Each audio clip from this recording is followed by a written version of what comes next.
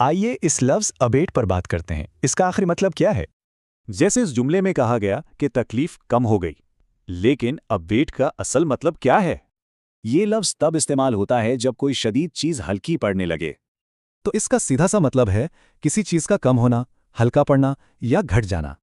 ज़रा सोचें, जब कोई जल जाता है तो शुरू में कितनी तेज़ तकलीफ होती है। जब ये तकलीफ कम होने लगे तो हम कहेंगे कि दर्द अबेट हो रहा है। और यही उसूल कुदरती चीज़ों पर भी लागू होता है। जब एक शदीद तूफान थमने लगता है तो हम कहते हैं कि तूफान अबेट कर रहा है। लेकिन ये लफ्ज़ सिर्फ दर्द या तूफान के लिए नहीं है। इसका इस्तेमाल मईशत और पॉलिसी में भी होता है। जैसे कि टैक्स अबेटमेंट। चलिए देखते हैं ये क्या है। ये एक तरीका है जिससे हुकूमतें ख़ास इलाकों में सरमायाकारी को फ़रोग़ देती हैं। जैसे बांग्लादेश में फार्मा और आईसीटी जैसे शोबों को फरोग देने के लिए टैक्स में छूट दी जाती है। अब जरा इसके हम्मानी अल्फाज पर नजर डालते हैं। काफी दिलचस्प। और इसका उलट क्या होगा? जो तूफान नहीं रुकता वो अनअबेटेड जारी रहता है। अच्छा, तो इस लफ्ज़ को याद रखने का कोई आसान तरीका है? देखते हैं।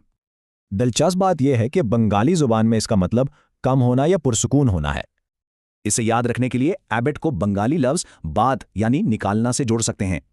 तो इसे इस्तेमाल कैसे करें? कोई शदीद चीज़ पहचानें और जब वो कम हो तो कहें कि वो अबेट हो गई है। तो ये लफ्ज़ हमें एक अच्छी तब्दीली को बयान करने में मदद देता है।